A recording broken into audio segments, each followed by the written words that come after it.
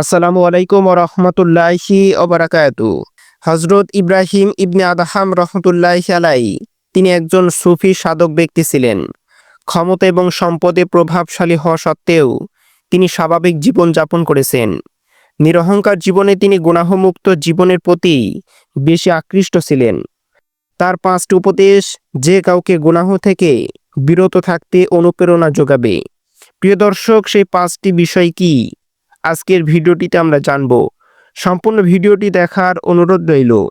একবার এক ব্যক্তি হযরত ইব্রাহিম ইবনে আদহাম রহমতুল্লাহি আলাইহির কাছে আধ্যাত্মিক প্রশান্তি লাভের জন্য এসেছিলেন। ওই ব্যক্তি হযরত ইব্রাহিম ইবনে আদহামকে বললেন, আমি বড় অপরাধী, আমাকে এমন কিছু উপদেশ দিন যাতে আমি পাপাচার থেকে বিরত থাকতে পারি। হযরত ইব্রাহিম ইবনে আদহাম ওই ব্যক্তির উদ্দেশ্যে গুনাহমুক্ত জীবনযাপনের জন্য চমৎকার 5টি উপদেশ দিলেন। নাম্বার 1, আল্লাহর দেওয়া রিজিক থেকে বিরত থাকা। অন্যায় বা অপরাধ করতে ইচ্ছা করলে আল্লাহর দেওয়া রিজিক থেকে কিছু না খাওয়া। এ কথা শুনে লোকটি বিস্মিত হয়ে বলল, দুনিয়ার সব রিজিক মহান আল্লাহর দেওয়া, তাহলে তা কি করে সম্ভব? যদি তা সম্ভব না হয় তবে আল্লাহর দেওয়া রিজিক খেয়ে কিভাবে অপরাধ করা সম্ভব? সুতরাং আল্লাহর দেওয়া রিজিক খেতে হলে অবশ্যই অন্যায় অপরাধ ছেড়ে দেওয়া, কেননা তার দেওয়া রিজিক খেয়ে তার অবাধ্যতা করার কোনো সুযোগ নেই।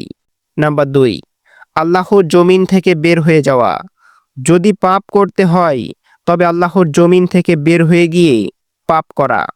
একথা শুনে লোকটি আগের চেয়ে বেশি হতভাগ হয়ে বলল, হে ইব্রাহিম, তা কি করে সম্ভব? পুরো জমিনই তো মহান আল্লাহর। এর মানে হলো তুমি আল্লাহর জমিনে অবস্থান করে তারই বিরুদ্ধাচরণ করবে? না, তা কোনোভাবেই সম্ভব নয়। বরং জমিনে বিচরণ করতে হলে অবশ্যই পাপ কাজ ছেড়ে দেওয়ার বিকল্প কোনো কিছু নেই। নাম্বার 3, আল্লাহর দৃষ্টির বাহিরে চলে যাওয়া। পাপ করার ইচ্ছা থাকলে আল্লাহর দৃষ্টির বাহিরে চলে যেতে হবে। একথা শুনে ওই ব্যক্তি বলল, এমন কোন স্থান আছে কি যা মহান আল্লাহ তাআলার দৃষ্টির বাহিরে? আল্লাহ তাআলা তো ঘোর অন্ধকারের মাঝেও পিঁপড়ার পদচারণ এবং পদশব্দ দেখেন এবং শোনেন।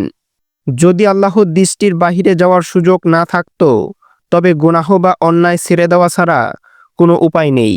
নাম্বার 4, মৃত্যুর ফেরেশতার কাছে সময় নেওয়া। পাপ করার ইচ্ছে থাকা ব্যক্তি কি পারবে মৃত্যুর ফেরেশতার কাছে থেকে সময় নিতে? এ কথা কি বলার অবকাশ আছে যে আমাকে আরো কিছু সময় দাও বা আমার প্রাণ হরণ করিও না? একথা শুনে লোকটি বলল, তা কি করে সম্ভব? কখনোই মৃত্যুর ফেরেশতা তার দায়িত্ব পালনে দেরি করবে না। সুতরাং মুক্তির পথ একটাই, গুনাহমুক্ত জীবন যাপন করা।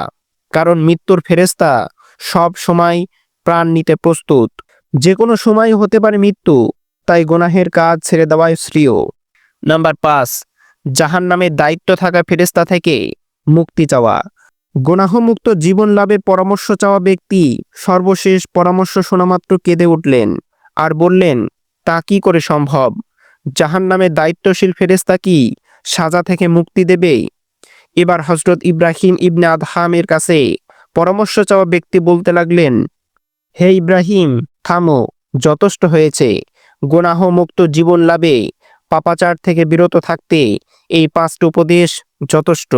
আমি তওবা করছি যাতে জীবনের অন্তিম মুহূর্ত পর্যন্ত সব পাপাচার থেকে বিরত থাকতে পারি, গুনাহমুক্ত জীবন গঠন করতে পারি।